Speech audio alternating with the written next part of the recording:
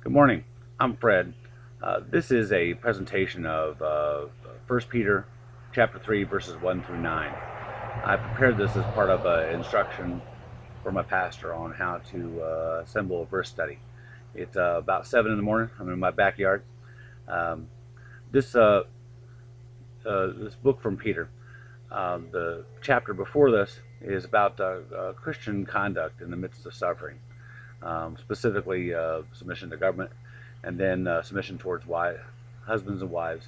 And the following chapter is how to deal with suffering for right or for wrong. So I'm going to read the verse now. This is 1 Peter 3, verses 1 through 9. Wives, likewise, be submissive to your own husbands, that even if some do not obey the word, they, without a word, may be won by the conduct of their wives. When they observe your chaste conduct, accompanied by fear, do not let your adornment be merely outward, arranging of the hair, or wearing gold, or putting on fine apparel. Rather let it be the hidden person of the heart, with the incorruptible beauty of a gentle and quiet spirit, which is very precious in the sight of God.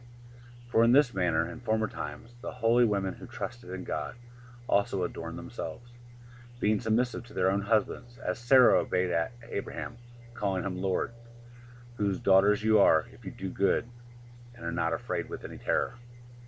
Husbands likewise dwell with them with understanding, giving honor to the wife as the weaker vessel, and as being heirs together of the grace of life, that your prayers may not be hindered. And finally, all of you be of one mind, having compassion for one another. Love as brothers. Be tenderhearted, be courteous, not returning evil for evil, or reviling for reviling, but on the contrary, blessing, knowing that you were called to this, that you may inherit a blessing. So this is a model of behavior on how we could win over a spouse. And this is the same behavior that Christ modeled while he was here.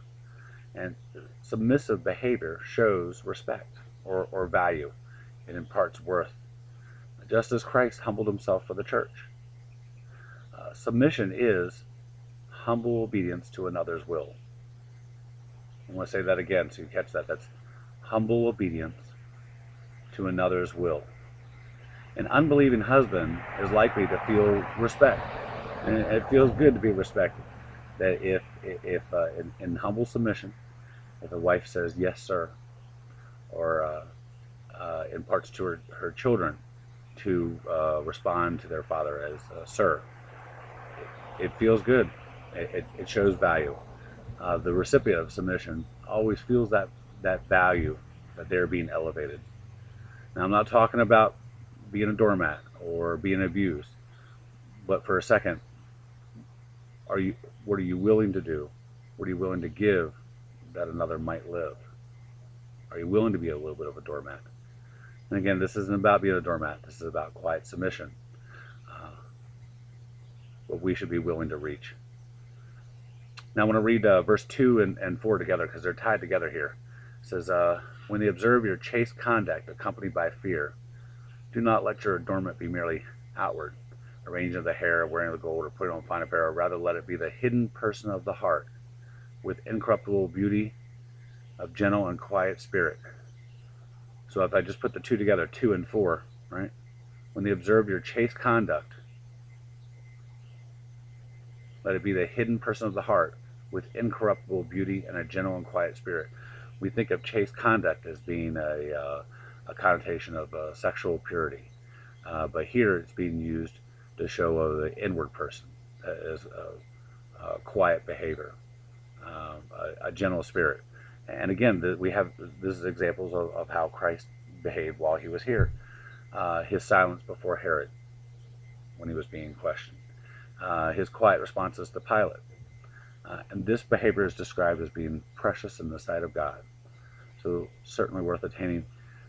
1 Corinthians 7:16 says, "For how do you know, O wife, whether you will save your husband?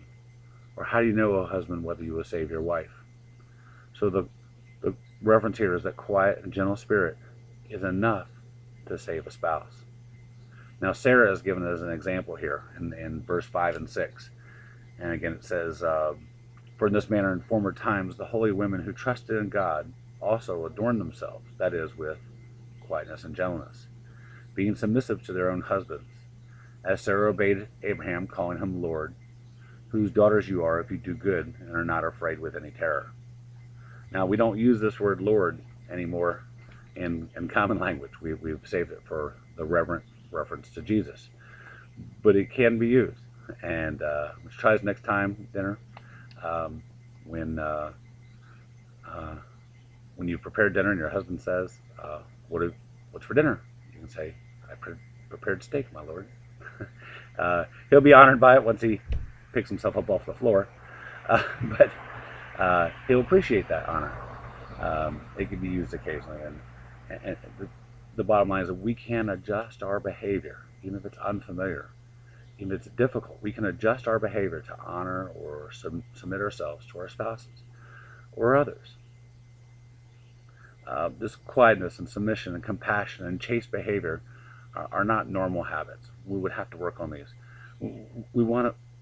I want to solve it. I want to squash it. I want to fix it. I want it to be done now. It's black or white. You see the problem, you want to fix it.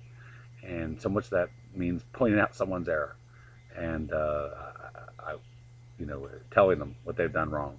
And this is not what we're learning about here. This is squashing it or wanting to fix it right away is our own human nature. Our forwardness, our loudness in those cases can and does drive people away. And where the emphasis is on how to win someone over, we should avoid that at all costs. We should stop and be quiet. We're prone to this improper behavior whenever we rely on ourselves. Again, it's just, we'd say, I don't mean that as an excuse that we can say, oh, it's our nature. That's just who I am. That's not appropriate to say. It's just to say that when we don't try, when we fail to call on the Holy Spirit, that He will give us the power to make these changes. When we do it ourselves, we're loud, we're brash, and we're quick with people. We must be willing to change ourselves for the sake of others, because so much is at stake. Excuse me. 1 Corinthians 9:19 says, "For though I am free from all men, I have made myself a servant to all, that I might win the more." That's the question again. What is it you're willing to do to win over someone? Are you willing to submit? Are you willing to make yourself a servant to anyone that you could win the more? Okay, we need the Holy Spirit and the Word to be able to change our behavior. We're not going to be able to do this on our own. And I think there's a fair amount of us out there that would say that this is impossible. Where I say, oh, we need the Holy Spirit, or we need the Word to be able to change our behavior. The truth is, when we call on the Holy Spirit, that we invite a change, and a change does happen. It's not impossible. We say, with Christ, all things are possible. It is not impossible here to make that change in our behavior, to stop being angry, stop having a high temper, to adopt a quiet and gentle spirit for the sake of someone else. This sanctification, that is this continuing process where we are changed into Christ, where this Christian life of ours, we must cooperate with us to get the full benefit, to be able to win the more, to see God's promises realized. If we choose not to cooperate in the sanctification, He's still faithful to complete in us what He started. But more good comes when we cooperate. Certainly less pain, less adversity. And we can change. We are changed. I was changed by this. And living the Christian life under our own power is impossible, for sure. We're never going to say or do the right things without the guidance of the Holy Spirit. The things that we look back as achievements are really nothing compared to what He gives us out of compassion. We should strive to delight in the law of God. That's Romans 7:32. That would be our chief aim. That we should aim to be compassionate, because it's an attribute of God. We emulate God. We emulate Christ in our compassion. This is my experience. This verse lays out what happened in my life between me and my wife. What was even worse about it is I thought that I was a Christian. I was raised in the church. I had great attendance. I